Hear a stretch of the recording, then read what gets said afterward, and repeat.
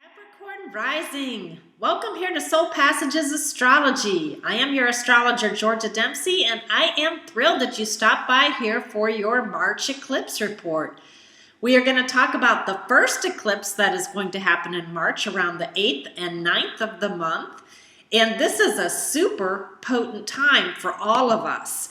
Eclipses are major cosmological events, and though the lineup is happening around the evening of March 8th, these are such powerful times that you may actually have some sort of event happen within 2 weeks either side of the eclipse day.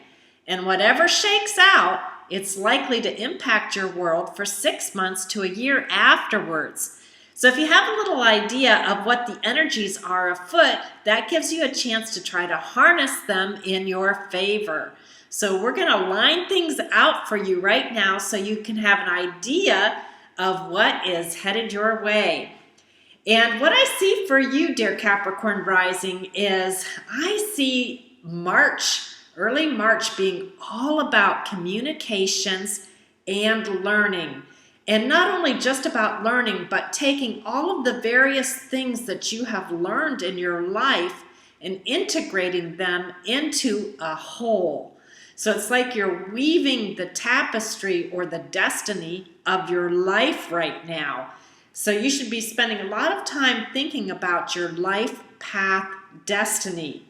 And this could be a really powerful time for you. You've got Pluto in your first house, and it is begging for you to step into your own power.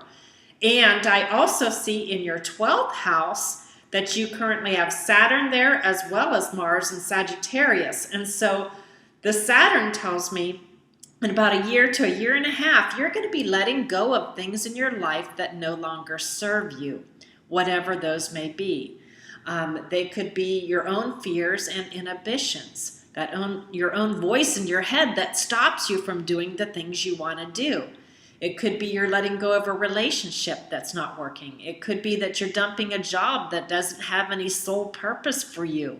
Whatever it is, you may feel like it's happening kicking or screaming, and I know because I have been through it, but trust me, when it gets to that point, you need to close the cycle down and let it go.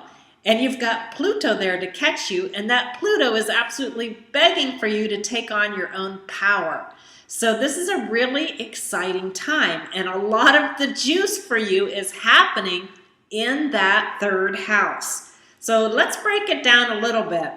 First of all, you've got Pisces in your third house, and here's the planetary lineup. You're going to love this.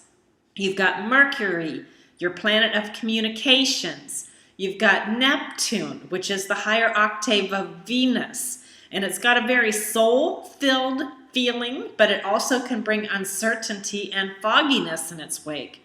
You've got a dwarf planet called Ceres, which is all about nurturing and mothering and taking care of yourself as well as others. You've got both the sun and moon there because this is a powerful new moon, also a total solar eclipse. You've got Chiron, the wounded healer, and you've got the south node of the moon, which is running retrograde right now. So it is absolutely packed in there. So a couple big pieces of advice I have for you is if you are thinking about going back to school, which I think is absolutely brilliant, one of the things you really need to do is to get clear and focused on what it is that you want to learn.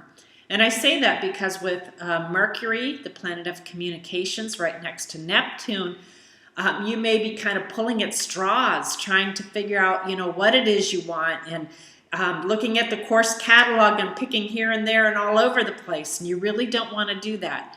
Right now, your mission is to get more narrowed in vision and to get real and true and solid about the message you want to get out to the world so that you can take the appropriate classes to back you up in that.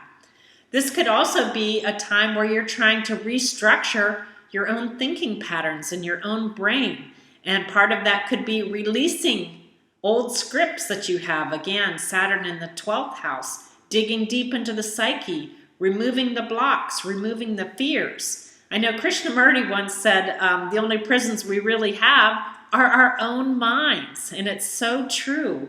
How often do we let ourselves be trapped by our very own thought patterns? So right now you're being called to reorganize your thinking, reorganize your communications, get clear about what it is you want to learn, get clear about how you want to speak out to the world, and just start honing in that direction. Now also with this Mercury-Neptune combination, I do want to advise you want to be careful about information leaks. So if you do have something you're working on behind the scenes, it may not be the best time to share with other people right now. Also, deception can occur with this combination and even lies. And so, you want to get down to the real nitty-gritty with people. If you start having soul-filled talks with siblings or cousins who are also highlighted in the 3rd house, you want to get really real about things and make sure that, you're being above board and that they are being above board as well. So very, very important. But I see something to do with either siblings or cousins, communications, or schooling taking a front row seat come early March, and your need to focus in on what it is you want from that 3rd house. And network. Very important. And not just with other people, but also in your own mind. So start putting the threads together so that you can see the bigger picture of your life. That's one of your big challenges right now, is to see the bigger picture of your life so that you can walk your life path destiny. It's very, very powerful. And I know, with Mercury down there, you probably have a lot of interests. But again, what's most important? Is it you want to do some speaking? Do you want to do some writing? Do you want to learn languages? What is it that's driving you down there? With Neptune there, you might be thinking of alternate ways to get your message across. You might be thinking of poetry, maybe films or videoscapes, or some sort of art forms. Whatever it is that you want to share with the world, just hone in on that. That is some of the best advice that I could give you right now. And not to feel wounded in sharing your voice with the world. With Chiron down there, it's almost like you're trying to birth something new, but you feel a little repressed or held back or hurt from having your voice heard. But you're really being called out right now to set the stage, the seeds for a new you coming up in a couple of years. And so you need to get clear on that mission and what that new you looks like, because things are going to start rocking your world here pretty soon. And the 1st eclipse in March is just one of the ways that is going to happen. It's also going to happen in another couple weeks with another eclipse that we have going on right now. So, I would say spend time with yourself. If you need to dig into the psyche to release fears, try hypnosis, try meditation, try trance dance. Something that's going to allow you to get to those deeper layers of yourself, recognizing yourself as soul. Because one of the things I see, Capricorn Rising, is you may be spiritually searching right now, and you might be feeling blocked, okay? Because Saturn is squaring that Jupiter North node in the 9th, and it's making a big T-square down to the 3rd house as well. And so right now you probably are trying to find your way forward, and you're feeling like you're slogged in the mud. And all I can say is just keep doing the inner work. You've got Mars there in the 12th house now too. So it's like working on the subconscious mind, letting go of old scripts from the past, things of that nature. And it's really good for you to do this because I'll tell you, with the south node of the moon in the third house, events are going to come up. And often with the south node of the moon, we are not as in charge of our lives as we would like to be. It's more about people delivering information and people delivering events and people being more in charge of our world than we would like. And so some events are going to start stirring things up. And you're going to need to get over the fears and the inhibitions to make changes that you need. And again, I look to that Jupiter in the north node of the moon as the answer. And I know Jupiter is retrograde till May 9th. Nonetheless, it's still besieging you in that ninth house of long journeys and higher education and the court system and the road to God and different cultures. It's calling your name and it's saying, hook up with people from different cultures. Take a journey overseas if you need to. Find a guru. Find a course, a series of classes from a college that suit your needs and your destiny. Seek that which is going to serve your higher purpose. You're really being called to do that. And once you do this, you can really step into your own power. And we need powerful leaders right now.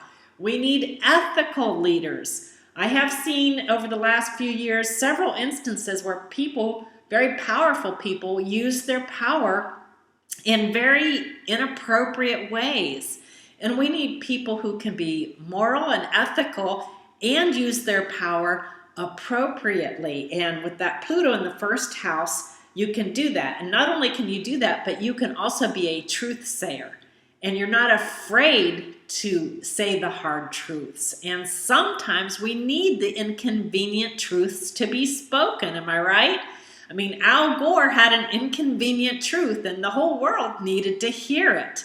And so not everything that the world needs to hear falls easily on the ears, and yet sometimes it's those very messages that we need to get out to rock the world, to get people thinking in a different fashion so that we can change the collective consciousness that we have going on around us.